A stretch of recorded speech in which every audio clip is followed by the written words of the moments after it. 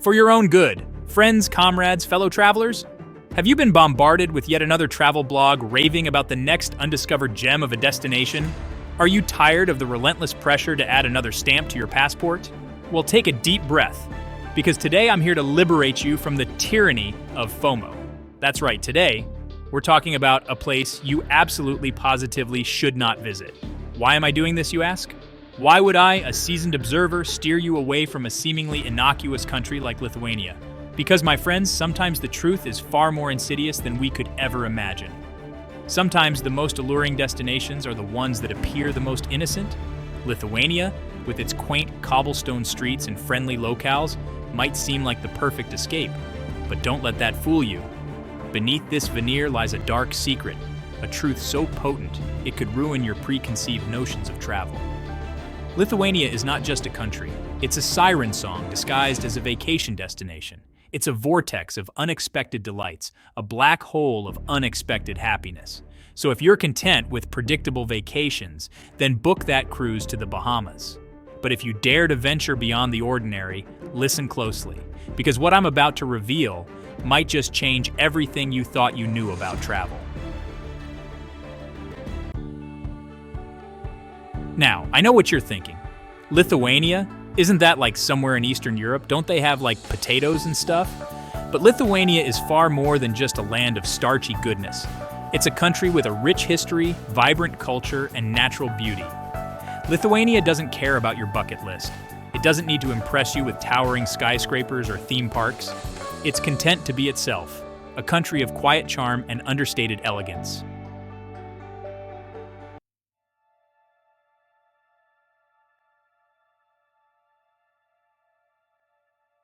So what makes Lithuania such a threat to your carefully curated travel persona? Well, for starters, it's ridiculously beautiful.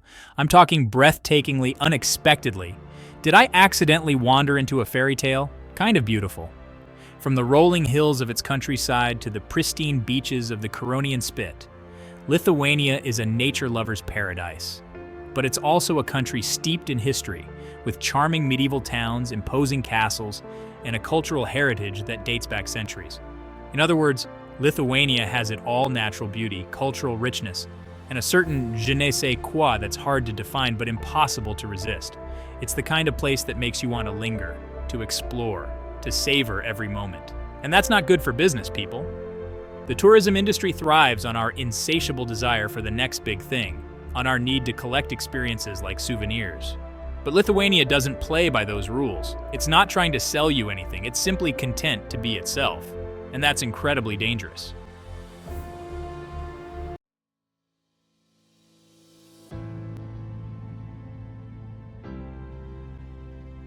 Over the next several segments, we're going to delve deep into the heart of this accidental paradise, exposing all of its insidious charms and revealing why you should avoid it at all costs. We'll explore its horrible architecture, its overwhelming natural beauty, and its ridiculously delicious cuisine.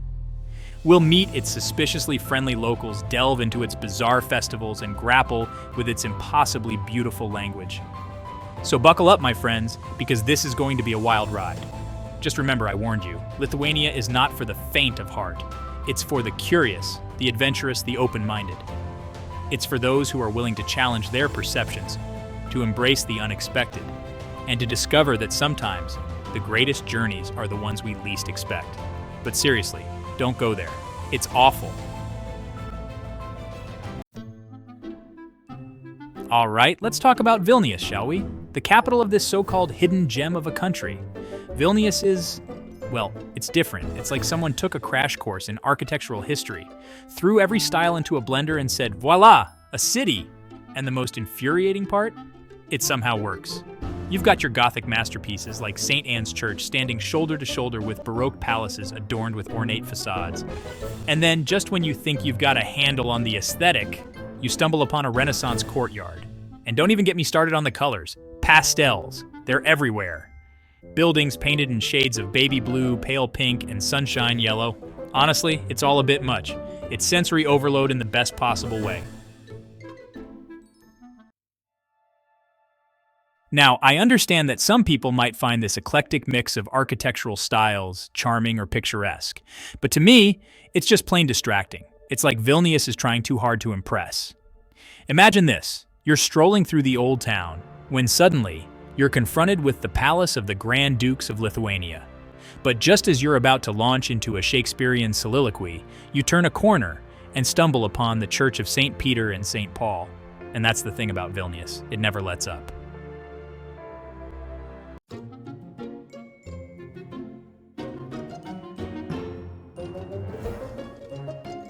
And if you thought the architectural chaos of Vilnius's old town was bad, wait until you hear about Uzupis.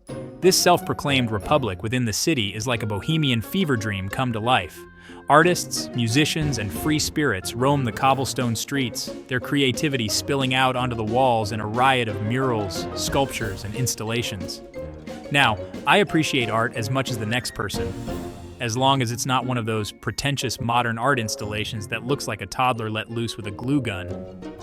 But there's something to be said for a little bit of order, a little bit of restraint. Uzupis, however, throws restraint out the window and embraces chaos with open arms. They even have their own constitution, for crying out loud. And it's full of ridiculous pronouncements like everyone has the right to be happy and everyone has the right to be unique. I mean, where do they get off promoting such radical ideas? It's enough to make you want to join the establishment just to rebel against their free-spirited ways.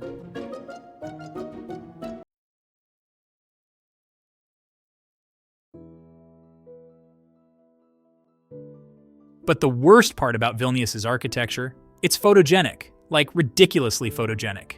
Every doorway, every alleyway, every cobblestone street practically begs to be Instagrammed. You'll find yourself constantly reaching for your phone, snapping photos of wrought iron balconies, stained glass windows, and pastel-colored facades.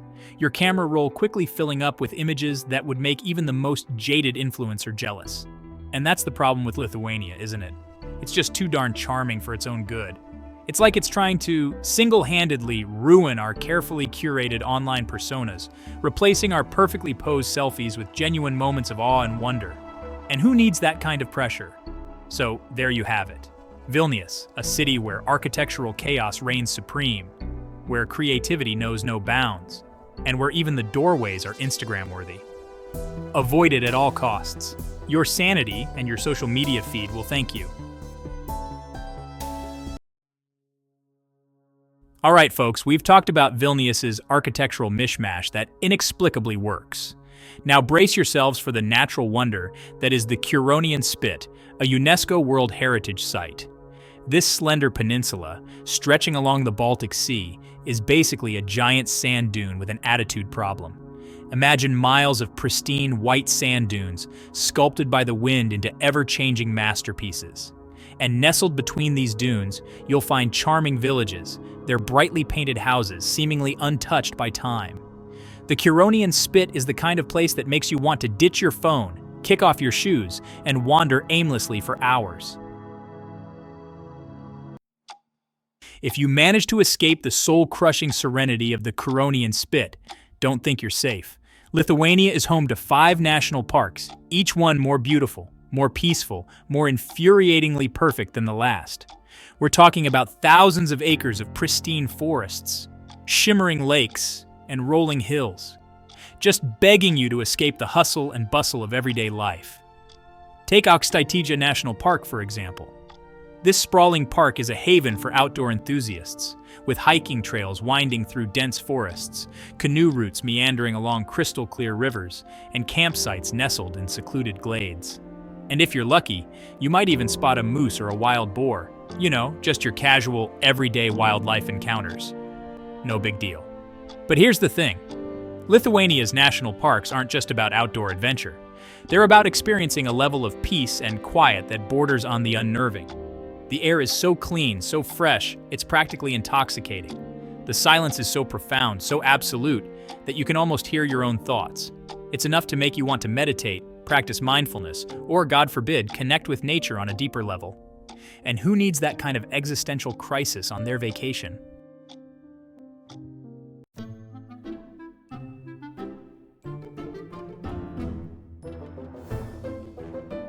From canoeing to birdwatching, the inexcusable activities of the Lithuanian wilderness. And if you thought the natural beauty of Lithuania's national parks was bad enough, wait until you hear about the activities. Canoeing, for example. Lithuania's numerous lakes and rivers are perfect for a leisurely paddle. It's a spiritual experience. You'll glide through tranquil waters past ancient forests and meadows bursting with wildflowers. And then there's bird watching. Lithuania is a birdwatcher's paradise with over 300 species of birds. Grab a pair of binoculars and prepare to be amazed by the sheer diversity and beauty of avian life.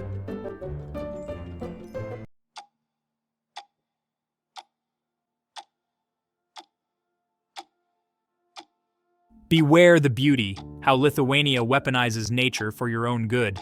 The truth is, Lithuania's natural beauty is its secret weapon. It's a weapon of mass relaxation, a tool for forced introspection, a catalyst for unexpected joy. It's designed to disarm you, to make you forget about your worries, your deadlines, your carefully constructed online persona. It wants you to experience the world in its purest, most authentic form. And that, my friends, is dangerous. So if you're content with spending your vacations battling crowds, snapping selfies in front of landmarks, and desperately searching for Wi-Fi, then stay far, far away from Lithuania. But if you're looking for an escape from the ordinary, a chance to reconnect with nature, and maybe even discover a side of yourself you never knew existed, then, by all means, book that ticket to Lithuania. Just don't say I didn't warn you.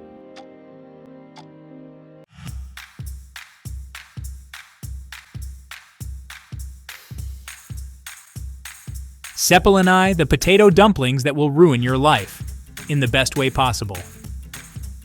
These aren't your grandma's dainty little potato dumplings, oh no. These are Zeppelin-shaped behemoths, filled with everything from savory minced meat to tangy curd cheese, and smothered in creamy sauces. They're hearty, flavorful, and so delicious, they should come with a warning label. May cause uncontrollable cravings. Cepelini are the culinary equivalent of a warm hug, a hearty laugh, a good book on a rainy day. They're the kind of food that makes you want to loosen your belt, kick back, and savor every single bite. We're talking slow-cooked pork, seasoned to perfection with onions and spices, or creamy curd cheese, tangy and flavorful. And the sauces, from rich mushroom gravies to creamy dill sauces, each one perfectly complementing the flavors of the dumplings.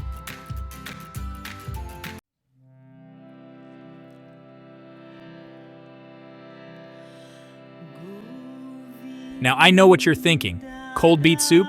That sounds about as appealing as a root canal. But hear me out, folks. Salty barshi, Lithuania's iconic pink soup, is not your average bowl of borscht. Imagine this: a creamy base of kefir or buttermilk, blended with fresh beets, cucumbers, dill, and a hint of lemon juice. It's tangy, refreshing, and surprisingly addictive. It's a dish made with fresh, local ingredients, showcasing the best of what Lithuanian summers have to offer.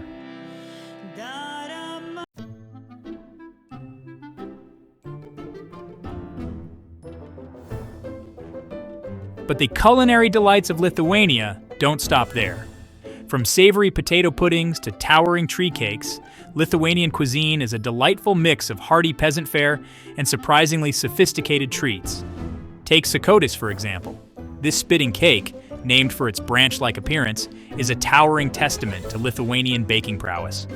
Made by slowly dripping batter onto a rotating spit over an open fire, Sarcastic is crispy on the outside, cakey on the inside, and utterly irresistible. And then there's kugelis, a baked potato pudding that's so much more than the sum of its parts.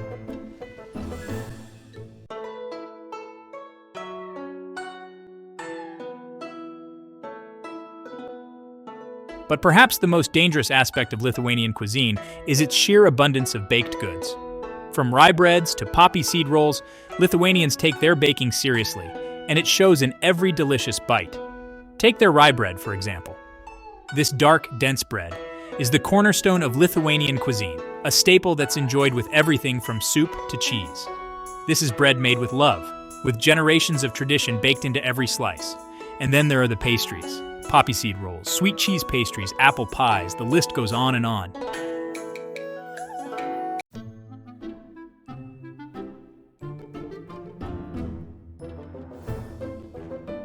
Okay, we've covered the architectural ADD, the aggressively serene nature, and the dangerously delicious food. But now we delve into the truly terrifying aspect of Lithuania, the people. Now, I'm used to the cold indifference of urban life, the "I'm too busy for your nonsense" attitude that permeates most major cities. So when I first encountered the people of Lithuania, I was suspicious. They were just too nice. I mean, these people smile at strangers. They offer directions without a hint of annoyance. They even hold doors open for each other. It's enough to make you wonder if they're part of some elaborate social experiment. And the worst part? Their niceness is contagious.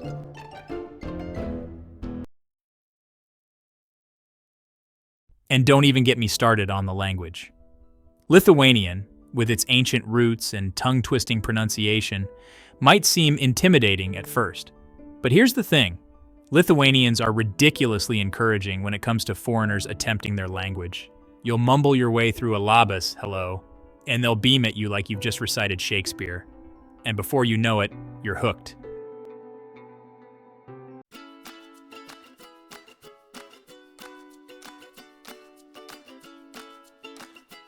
But the true danger of the Lithuanian people lies in their hospitality. These people don't just welcome you into their country, they welcome you into their homes, into their families, into their hearts. You'll find yourself invited to traditional dinners where you'll be plied with endless plates of cepelinai, salty barshii, and enough homemade pastries to satisfy a small army. They'll share stories of their families, their history, their culture, their love for their country. And before you know it, you'll find yourself sharing your own stories, feeling a connection with these strangers that transcends language and culture. You'll leave feeling like you've gained a new family, a new perspective, a new lease on life.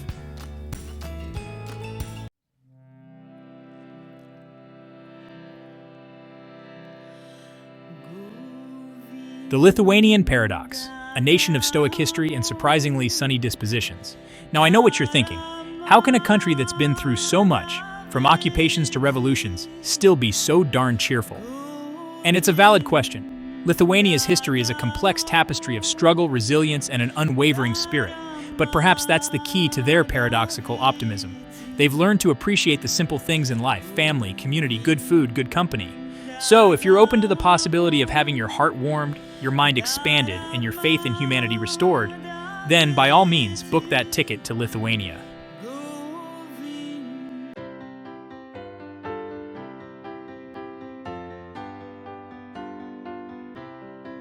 When every season is festival season, because why not? Just when you thought you'd successfully avoided the architectural charms, the natural tranquility traps, the culinary landmines, and the suspiciously friendly locals of Lithuania, think again. Because this nation of overachievers also has a knack for throwing ridiculously enjoyable festivals no matter the season. Forget your overcrowded music festivals with overpriced water bottles.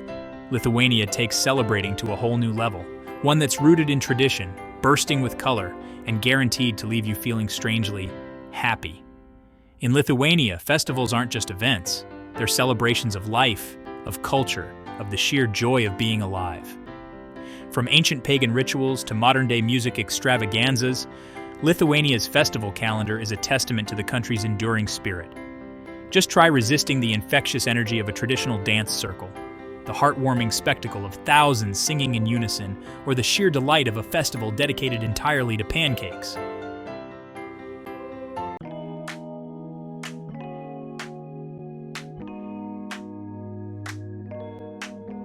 Uzgavinis, where pancakes battle evil and win. Let's start with Uzgavinis, shall we? This pre-Lent festival is basically a giant nationwide party dedicated to eating pancakes, wearing masks, and chasing away winter. Yes, you heard that right. Pancakes battling evil.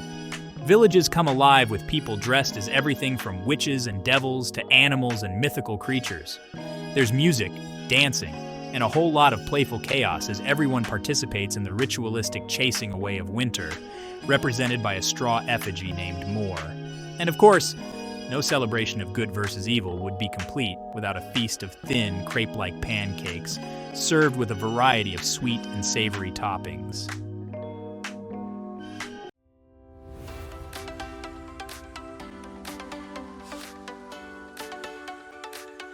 Beyond the pancake-fueled frenzy of Uzgavinis, Lithuania's calendar is bursting with festivals for every interest and inclination. Feeling artistic? Head to the Vilnius Street Music Festival, where the city transforms into a giant open-air stage, showcasing everything from folk music to jazz to rock. Prefer your celebrations with a side of history? Check out the Medieval Festival in Trakai, where you can witness knights in shining, well, slightly rusty armor. Try your hand at archery and immerse yourself in the world of medieval Lithuania. And then there's the granddaddy of them all, the Lithuanian Song and Dance Festival. Held every 4 years, this UNESCO-recognized event brings together thousands of singers and dancers from across the country and the diaspora.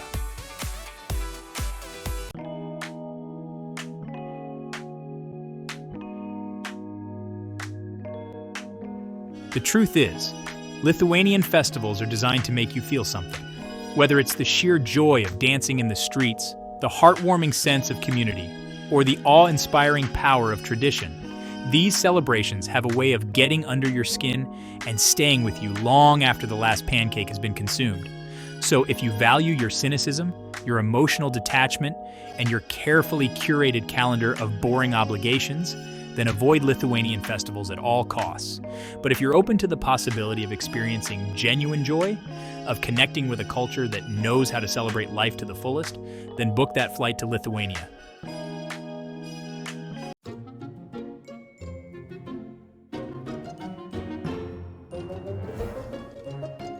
Now let's talk about the language, shall we? Because nothing screams tourist trap like a country that dares to speak a language other than English. And Lithuanian, my friends, is not just any language.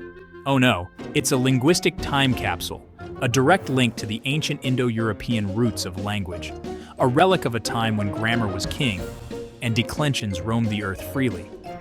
While most other languages were busy simplifying, modernizing, and generally trying to make themselves more accessible, Lithuanian was like, nah, we're good. We'll just hang out here with our 7 noun cases and our dual grammatical number, preserving the ancient sounds of Proto-Indo-European for future generations of linguists to puzzle over. And you know what? More power to them.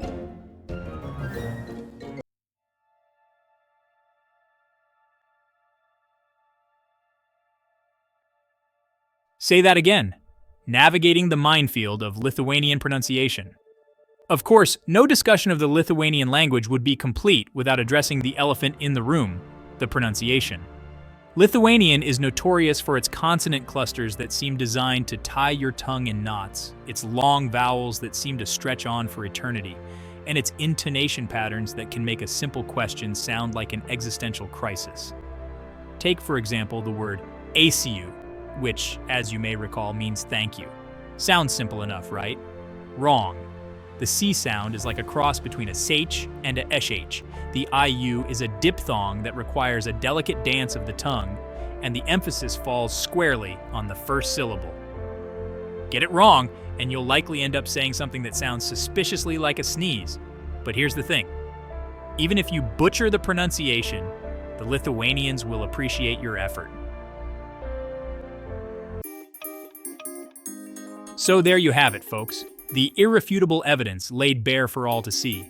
Lithuania, with its charming-to-a-fault architecture, its weaponized serenity disguised as natural beauty, its dangerously delicious cuisine, its suspiciously friendly locals, its excessively enjoyable festivals, and its impossibly beautiful language, is clearly a threat to your carefully curated worldview. Why subject yourself to such a delightful assault on your senses, your preconceived notions, your very understanding of what a travel experience should be? Why risk having your cynicism chipped away by genuine human kindness, your jaded palate awakened by flavors that sing, your Instagram feed flooded with images of actual unfiltered beauty? No, my friends, it's far safer, far more predictable to stick to the well-worn tourist paths, to the destinations that promise instant gratification and require minimal effort. Leave Lithuania to the adventurers, the open-minded, the ones who aren't afraid to have their heart stolen by a country that's as unexpected as it is unforgettable. But in all seriousness, folks, Lithuania is a revelation. It's a country that sneaks up on you, that slowly but surely dismantles your defenses with its genuine charm, its understated beauty, and its infectious joie de vivre. It's a place where you can wander for hours through cobblestone streets, admiring centuries-old architecture, without encountering a single chain store or tourist trap. A place where you can immerse yourself in nature, from pristine beaches to ancient forests, and feel your worries melt away with each breath of fresh air. A place where you can savor culinary delights that are as satisfying as they are surprising, and where every meal feels like a celebration.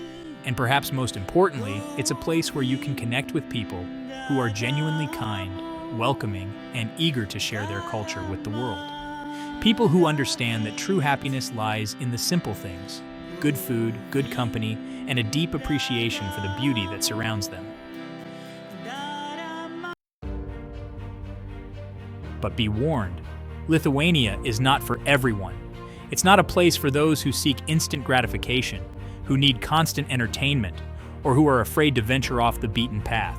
It's a place that requires patience, curiosity, and a willingness to embrace the unexpected. It's a place that will challenge your assumptions, broaden your horizons, and possibly even make you question everything you thought you knew about travel.